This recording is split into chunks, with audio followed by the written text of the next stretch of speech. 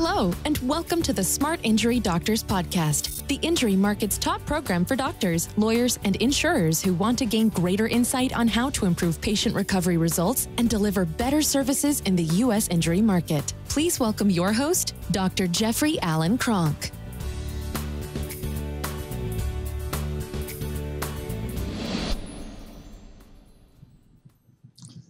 All right, on today's program, what I want to do is I want to talk about what do you need to walk away from? What are the three things you need to walk away from any attorney meeting? So I have a Smart Injury Doctors program. In the Smart Injury Doctors program, what I do is I make doctors help doctors to become really highly proficient in the clinical area of spinal injuries, particularly spinal ligament injuries. We help them to actually do better with their diagnostics, do better with their treatment and their approach to management of the condition, and then to actually do documentation that's actually stellar and exactly what the market needs, exactly what the insurance companies need, exactly what the attorneys need, exactly what everybody needs in order to determine any benefits that the patient may be entitled to. So now the doctors, once they're able to provide that service, they want to go out and they want to talk to attorneys. So I constantly get the question of, well, how do I get an attorney to take a meeting with me? Well, that's probably the easiest thing in the world to do. You have to think about, if somebody came to you to get a meeting, how would they come to you? If I came to you and said, hey, look, I'm just starting a new business and we see a lot of injury patients. I'm not an attorney. I actually have a auto body shop, and I oftentimes get asked, hey, do you know a good chiropractor in our local area that we could go and see? And so I'd like to sit down, I'd like to spend some time with you, kind of sorting through, are you the kind of doctor that I could refer these patients to? You'd take that meeting in a heartbeat. You would absolutely take that meeting in a heartbeat. If a medical doctor called up and said, hey, listen, I've got a medical practice. We see a lot of spinal injury patients, whiplash patients, even work comp patients. And we just don't have any place to send them. We don't treat these things. We don't really do a good job of diagnosing these things.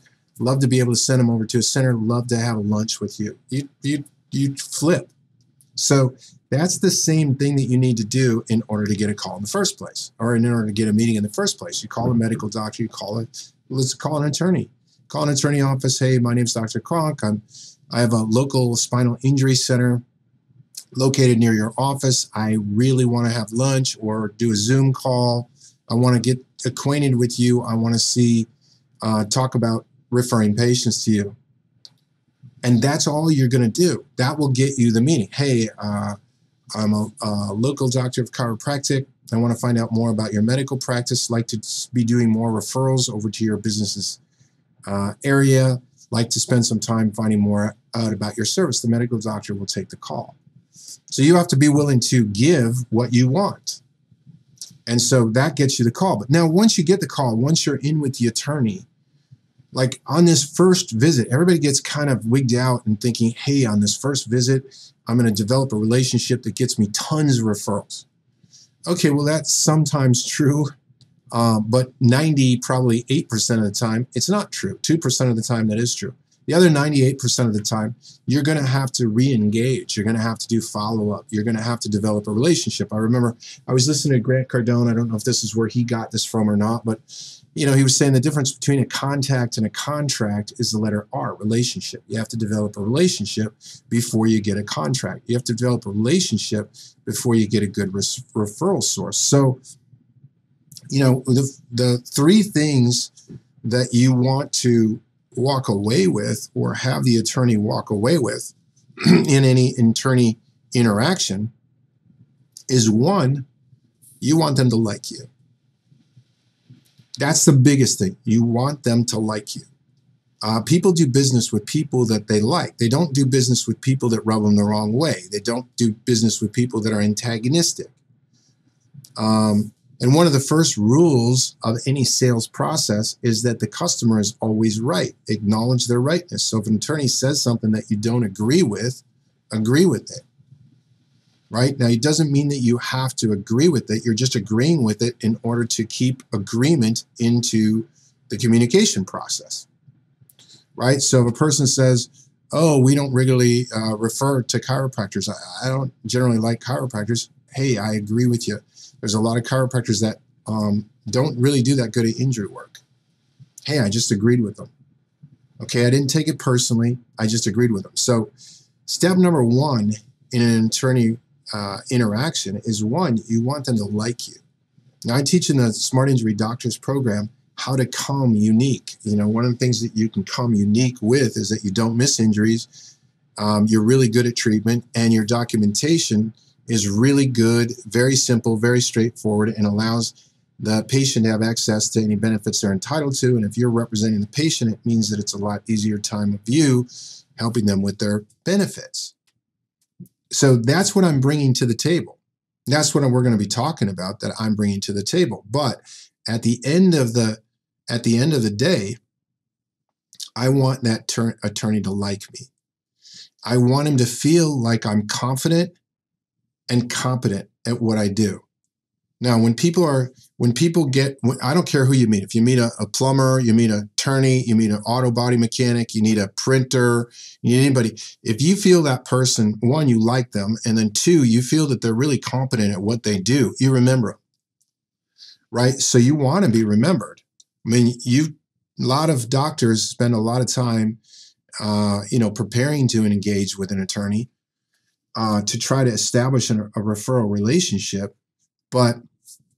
and then they kind of blow it when they get there. They get too worked up when they get there. Remember, three things: you want to be viewed as likable.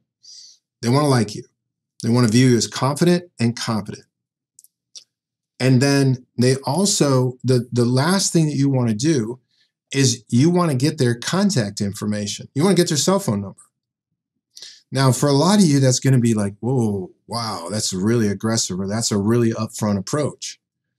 Yeah, it is an upfront approach. If I'm running a center, I know that my center is highly competent at diagnosis, highly competent at treatment, and highly competent and simplified the process of documentation, and I'm really good at treating patients.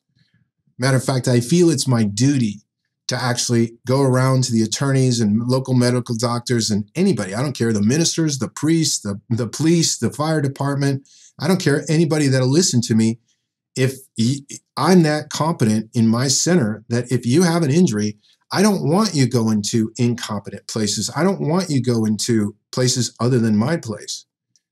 And that's kind of the way you have to feel about it, right? It has to become almost a duty. And if it's not a duty and it doesn't feel that way, then usually internally there's something that you're struggling with about your service, or about you as a provider, about your clinic, about personal injury in general, something. There's something internal that's you're holding yourself back. You need to unblock that. You need to get rid of that. So if I have this confident feeling, I don't have any problem asking an attorney, hey, I'd like to be able to communicate with you further, follow up with you, send you some information, and text you when I do. Can I get your cell phone number? And 90% of the time, they're going to give it to you. 95% of the time, they're going to give it to you. If the attorney asks you for your cell phone number, you would give it to them. Right? Now, you want to get it, you want to put it in your phone right away, and then when you're done meeting, you want to actually connect up and say, hey, really nice meeting with you. I'm going to be sending you some stuff on a regular basis, on a semi-regular basis every month or so, and I'll text you when I do. Now, with that follow-up, you can do a lot of things. Remember, you want to be remembered. There's a lot of noise in the market. I don't know. I think I read somewhere where the average American now gets like 6,000 to 8,000 marketing messages a day.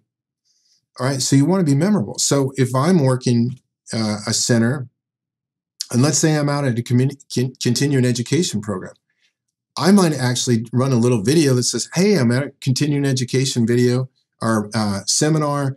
I'm learning a lot of things.